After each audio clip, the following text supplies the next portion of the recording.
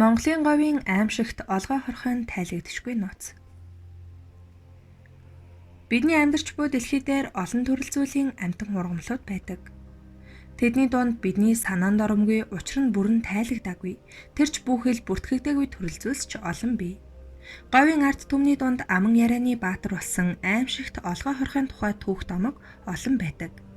Зарим нутагт том гэдэст хорхойч гэдэг. Гадаад байдлаараа бол амьтны гэдэс олгойг санагдуулах мэт. Түүний бие нүд байтугай толгой гэх зүйл байхгүй. Биеийнх нь хоёр үзүүрч жижиг өргөс маягийн ургац цэгнүүд байдаг. Чухам юугаар яаж хоолтдог нь тодорхойгүй гин. Эрт дээр үеэс монголчууд түүнийг олгой хорхой хэмээн нэрлэж ирсэн бөгөөд түүнтэй таархаас ихээхэн эвгүйцдэг байжээ. Монголын цөлд байдаг тэр онцгой мэт амьтныг нүдээр үзсэн хүн бараг байхгүй. Иймээс олгой хорхойг ердөө л үлгэр домгийн зохиомл амьтан гэж олон жилийн турш итгэж иржээ. Гэтэл 20 дугаар зууны ихэнх үеэс судлаачид олгой хорхойн домгийг Монголд хаасайгүй ярьдгаар барахгүй. Улс орны бие биеэс хол зайдуу нутагт ч адилхан үгээр ижил дүр төрхөөр нь олгой хорхойн тухай домоглон ярьцгаана. Тиймээс эртний тэр домог яриа нь ямар нэгэн бодит үндэстэй байх хэмээн эрдэмтэд үзэх болжээ. Говьд дэлхийд мэддэггүй шинжлэх ухаанд танигдаагүй. Хачин амьтад эрт үед мөхөж үгүй болсон эртний амьтдын үлдэгдэл байж болох юм. Говь бол дэлхийн асар их цөлийн нэг хэсэг. Монголын их говь умард хятадын нутгаас Монголын нутгийн өмнөд хэсэг хүртэл үргэлжилж 1.3 сая хавтгай дөрвөлжин км газар нутгийг эзэлдэг. Домогт гардгаар бол тохой хэрийн урт тэр хорхой говийн цөлчсөн ус ундаагүй зилүүд газарт байдаг ажээ. Бараг бүх насаараа л олгой хорхой элсэн дундах нүхэндээ ичээний маягаар унтаж өнгөрдөг байна. Нүхнээсээ хамгийн халуун зуны сард л гарч үзэгддэг бөгөөд түүнтэй дайралтсан хүнд гай болдог нь тэрхүү олгой хорхой үхлийн хорыг тодорхой занаас цацаж хүнийг эвгүүтгдгээр зогсохгүй. Биеинд нь хөрвөл цахилгаан цэнгээр хөнөөдөг гин. Өөрөөр хэлбэл түүнтэй таарвал амьд гарах аргагүй ажээ. Нутгийн ардуудын амд амжсан ярианаас үзвэл энэ амьт нь 0.6-аас 1.5 м орчим урттай. Өргөнөөрөө домбоны чинээ олгой шиг хэлбэртэй. Үржилд орох үедээ ил гардаг бөгөөд жирийн үед цайвар өнгөтэй. Уралсан үедээ улаан хүрэн өнгөтэй болдог. Амнаасаа олон сая тусал хорыг цацдаг. Хор нь цяаны хүчил шиг бөгөөд цяаны хүчлээр хорцсон үед амьсгаа бачурч хоолой богдон татаж унан толгой нэргээд зүрхэн зогсдог гин. Фашистууд дайны үед олон мянган хүнийг ийм хороор утан хороосон баримтууд бий. Олгой хорхой нь биеэсээ асар их цахилгаан эрчим хүч гаргах чадвартай. Хавцсан ойрцсон бүхнээ сульфатын хүчлэр түлчгсэн мэт түлж шаргал өнгөтэй болгодог. Өөрт нь хор учруулвал амиа хорлж, орчин тойрондоо үхлийн хор цацаж амьтаа бүгдийг хөнөөдөг. Олгой хорхойн дээр гიშгсэн тэмээний хөлний арьс махан задарч, ясн гозоогоод үхдэг гэх нь бий. Домогт өгөөснээр эрт цагт говийн нэг баян айл эсхий хийж байх үеэр хоёр ширхэг олгой хорхой гарч ирсэн байна. Айсан хүмүүс өнөөх хорхойнууд дээр хориод нойтон эсхий давхарлан тавиад humгүй зугтцгаажээ. Харин маргааш нь ирж хартал хамгийн дээд талын эсхий аягын чинээ болон шатсан мэт шарлсан байсан гэдэг. Тэрийг нь модоор хатгахад шатсан мэт үүрж ижээ.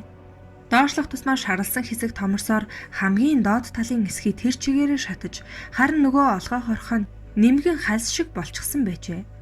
Олгой хорхой элсэн доогуур гүрүүлсэн явдаг ба түүнд уурганы үзүүрээр хүрэх төдийд уургаар дамжин хүний гар биеэр хор тархаж амь насаа алдахад хүрдэг тухай домогт өгүүлдэг.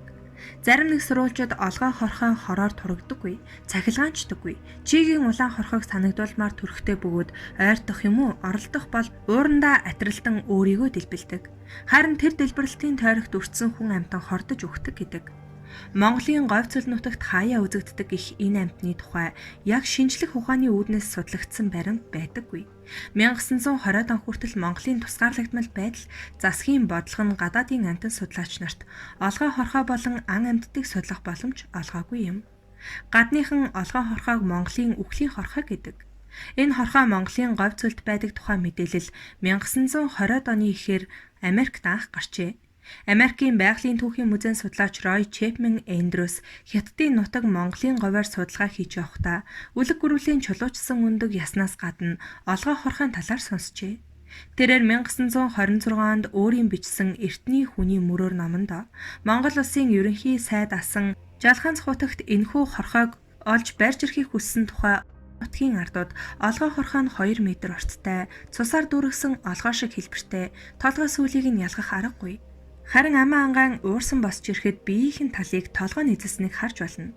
Энэ үед бушуухан зүхтаахгүй л бол маш хортой бодис ялгаруулдаг. Гэрийн буйрын чинээ тойрогт хороо цацдаг бөгөөд эргэн тойронд нь байх амьд биет хормын төдийд ухаан балартан төд одолгүй амьсгал хураадаг. Говийн зэлүүд газарт амьдардаг гэж ярьсныг нь тэмдэглэн үлдээжээ. Үүнээс хойш олон эрдэмтэн судлаачид энэ хорхооны эрэлт гарч Монголын цөл говь нутгаар нэг хэрэгссэн боловч амжилт олоогүй юм. 1924 онд Оросын судлаач Касакевич нэгэн тэмдэглэлдээ олгоо хорхоо байдг нь сургаар мэдэгдэж байна. Би бүр зориуд хайсан боловч амжилт олсонгүй. Энэ амьтны талаар нутгийн хүмүүсээс мэдээсэлт цуглуулсан бөгөөд аман яриагаар газар нөхөлж ордог. Говийн элсний авраг могоо бөгөөд говийнхан энэ могоог маш хортой гэцгээдэг бөгөөд ухаангүй айдаг гэж тэмдэглэжээ. Түүнчлэн 1930-ад онд Монголд ажиллаж байсан Зөвлөлт Талбайд улсын эрдэмтэн судлаач Симуков аян замын тэмдэглэлдээ нэгэн сонирхолтой баримт үлдээжээ. Тэрээр олгоо хорхоо гэдэг нь заг сүүжийн говьд байдаг ердийн амьтан. Түүний тухай хүмүүс ч их ярьдаг. Мөн их айдаг.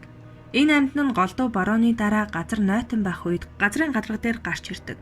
Гэрт бол голдуу хувин савны доор чихтэй газар гарч ирнэ. Өнгө нь хоргоо цагаан өнгөтэй гэж тодорхойлжээ.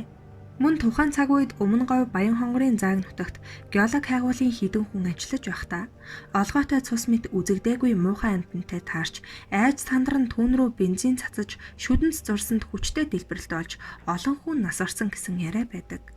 1954 онд Америкийн эрдэмтдийн олгоо хорхоог хайх экспедиц Монголын нутгаар явжээ. Хоёрч Land Rover-тай тэд сайн шандаас гарч яваад сургаггүй алга болсон гин. Америк нэгдсэн улсын эрх баригчдын хүсэлтээр Монголын засгийн газар эрэлт зохион байгуулж говийн бүр хүн амьтан байхгүй газраас олсон байна. Хоёр машин нэвдэрч ойролцоо нь 6 хүнийхэн цогцос байжээ. Тэдний нас барсан шалтгааныг нарийн тогтоож чадаагүй. Олгоо хорхон золиос болсон байж магадгүй гэж үзжээ. 1958 онд зөвлөлтийн зөгнөлт зохиолч геологч Иван Ефремов салхи зам хэмээх номондоо олгоо хорхоо сэдвийг хөндөжээ. Тэрээр 1946-аас 1949 онд говьор явсан шинжилгээнийхээ экспедицийн үеэр цуглуулсан бүхий л баримт мэдээллийг өгүүлсэн байна. Далан задгад суурны цэвэн химих өвгөн аймгийн хөдөө аж ахуйн бүсээс зүүн өмнө тийш 130 км-ийн зайд олгоо хорхоо байдаг гэж ярьсныг Иван Ефремов номондоо оруулсан байна. Манай экспедицийн эрдэм шинжилгээний ажилтнууд өвгөний яриа олгоо хорхойн хөдөлгөөнийг дүрслэхийг хараад инээлтгэд цэвэн гоо бухимдаж биднийг харан орчуулагчид маань энэ тэнгүүдэд хэл ийм зүйлийн тухайд инээлдэж болох уу да гэж хэлсэн юм. Олгоо хорхойг хэн ч юу болохыг нь мэддэггүй юм. Айдас хүрмээр амьтандаа гэж өвгөн хэлжээ. Ефремов айдас хүрм тэр хорхойн тухай мэдээллийг зөгнөлт өгүүлэлтэд ашиглан олгоо хорхой гэж нэрлэн бичжээ. Мөн геологч Ефремов өгүүлэлтээ зүүн гарын говьд олгоо хорхойтой учрахаар барахгүй. Экспедицийн хоёр судлаачийг уг амьтан хүнөөсөн тухай бичсэн нь энэ нууцлаг амьтны тухай бүдэг боловч баримт болон үлдсэн юм. Түүний тэмдэглэлээс дуртахад ямар хачин юм бэ? Бүр яг хям шиг юм. Тэнд хэвтэж байна гэж жолооч маань миний чихэнд шивнэлээ. Тэр амьтан хөл, ам, нүүд юу ч алга. Метр хэрийн урттай яг хям шиг харагдаж байв. Үзүүрүүд нь мохоо болоод толгой сүүл нь ялгагдахгүй байсан. Элсэн дээр атралтан хөвтсөн тэр бүдүү могоо шиг амьтан хоёулаа байсан юм билээ. Очиж барьж авъя гэд манай Гриша дуу алдан кабинаас үсрэн буухад радиочин битгий буудаараа амьдаар нь барья гэж хашгиран түүний араас гүйсэн. Энэ үед хажууд явсан монгол өвгөн миний гараас зурч их айсан харцаар битгий орхи тэнд үхэл байна. Тэднийг буцааж дууд хэмээн гуйлаа. Би ч Гриша Миша хоёрыг буцаад ирээ гэж дуудсан боловч сонссон эсэх нь бүү мэд. Нөгөө хүл мэдэгдэх амтан руу гүйсээр байлаа.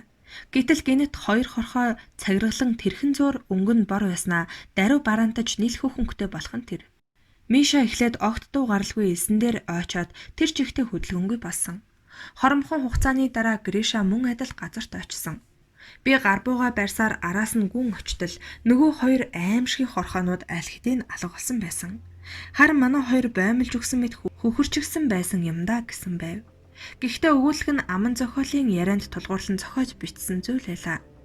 Зөвхөн Монголын говьд байдаг их олгоо хорхоог газрын хөрс хөдөлгөн явхаар ойр орчинд нь явж байсан малчид социализмын үед Монголд байсан Орос цэргүүд сонирхож очоод учир битүүлгээр хоолойн богд нас орсон гих тохиолдол олон байдаг. Хорхоо уурлахаараа өөрөөсөө нов новоон шавар шиг юм цацсан дэлбэрч өгдөг бөгөөд дэлбэрсэн тухайн газарт нь нилээд том тогоо үссэн байдаг гин. Эсвэл ямар ч уул мөр үлдээхгүй ортос алга болдог байна. Харин оронд нь түүнд ортохыг хүссэн хүн ба амтан өвтөл болон үлдсэн байдаг нь баримт болдог. Говийнхны дунд олгоо хорхооны хорыг олон давхар эсгээгээр саарладаг тухай дом байдаг ажээ. Зарим нутагт 3 давхар эсгийн албаган дээр сууж 3 давхар гудас ширтгэн дээр унтдаг нь олгоо хорхон хорноос зайлсхийсэн арга гэж тайлбарладаг. Тэртээ 50-аад жилийн өмнө Баянхонгор аймгийн Баянгов сумын нутгаар явсан нэг жинчин олгоо хорхоотой тааралджээ. Хэвтэж байсан тэрхүү олгоо хорхоог жинчин тойроод яваад байв. Олгоо хорхоо ирчлээд л байж. Гэтэл буун дуу гарвуу гэлтэй чимээ сонсогджээ. Харсан чинь 4 хунт цай тэгнсэн нэгэн ат нь дундуура тасраад очижээ. Олгоо хорхоо харавчсан тэр байжээ. Монголын говь зүйлийн нууцлаг амьтны мөрөөр мөшгсөн дараагийн хүн нь дэлхийн нууц үзэгдлийн тухай олон ном зохиол бичсэн сэтгүүлч зохиолч Иван Макарле гэх чех хүн байв. 1990-ад онд Макарле доктор Ярослав Прокопец зураглагч Скупентэй хамтран тэрхүү хорхог судалж нэвтрүүлэг бэлтгэхээр говь нутгийн алс зэлүүд хязгаараар 2 удаа экспедицээр явж ажиллажээ. Харамсалтай нь тэд нэг ч хорхоо олж үзэж барьж авч ойлгохтой үр дүнд хүрч чадалгүй Монголын говьяас ботсон гэдэг. Харин ийм аимшигт том үт байдаг тухай олон тооны баримт цуглуулсан байдаг. Тэрхүү цуглуулсан баримтууд нь Эсний аимшигт нууц амьтан гэсэн нэртэй телевизийн нэвтрүүлэг бэлтгэн гаргаж үзүүлэхэд тусалсан байна. Энэ нь олгоо хорхоо байдаг үгийн нууцыг тайлах эцсийн оролдлого биш байлаа. 1996 оны зун бас л өөр нэгэн судалгааны бүлэг мөн л чех хүмүүс Петр Горки, Мерек Наплава нарын удирдлагаар олгоо хорхоо мөр мөшгөж говийн тэн хагасыг хэрэн хэсжээ. Тэд ч бас л үр дүнд хүрсэнгүй. 2005 онд Ричард Применер удирдуулсан Английн хэсэг эрдэмтэн мөн л говь нутгаар хэрэн хэсж тэрхүү юр бусын хорхоог хайсан боловч нутгийн иргэдийн амдамжсан ярианаас өөр юу ч олж чадалгүй ботсон байна. Ийхүү олон орны эрдэмтэн судлаачид ирж говьор хэрэн хэсж уг амьтны талаарх үүх түүхийг хайж олж судлахыг хичээсэн боловч тэдгээр судалгаанууд бүгд амжилтгүй болсон юм. Хамгийн сүүлд 2011 онд Өвөр Монголын одон телевизийнхэн говьор явж олгоо хорхоог эрен сурвалжилсан байдаг. Өвөр Монголын одон телевизийн баг уг амьтныг олж зургийг нь авах зорилгоор Монголд ирсэн бөгөөд нутгийн иргэдийн тусламжтайгаар хөхөрийн өнгийн могойрхуу амьтны зургийг авч чаджээ. Тэдний үдсэн амьтан нь нутгийн хүмүүсийн яриагаар бол олгоо хорхоо гихч мөн бөгөөд телевизийн ажилтнууд ч үүндээ итгэсэн байна. Сүүлийн үед олгоо хорхоон тухай бараг юм сонсогдохоо байлжээ. Монголын зарим судлаачид тэр хорхоог ганц биш наад зах нь 2 ч төрөл зүйл бий гэдэг. Тийм дүгнэлт гаргахдаа бас л ардын аман домогт тулгуурлажээ. Үүнд нутгийн хүмүүс шар хорхоо гэж байдаг тухай нэг бас удаа ярихыг сонсжээ. Эрдэмтэн цэвэг мэд номнуудынхаа нэгэнд тэмээчнэр ууланд явж байгаад шар хорхоо гихчтэй тулгарсан тухай өгүүлсэн байна. Тэмээчнэр бие засч суудал нэгэн нүхнээс шар хорхоонууд хөврөн гарч мань ирлүү мүлхэж явааг харжээ. Айж твдэд босч зүгтхаар завдтал 50 шахам шар хорхоо өөрийг нь бүслэхээр язгналтаж эхлэхийг харжээ. Азар амиа аварч гарч чаджээ. Галбын говьор нутаглаж буй хүмүүсээс танаа энд олгоо хорхоо байна уу гэж асуухад байна аа. Манай ботгоны зэлний цаад хонхорхоод бий гэж зааж өгдөг.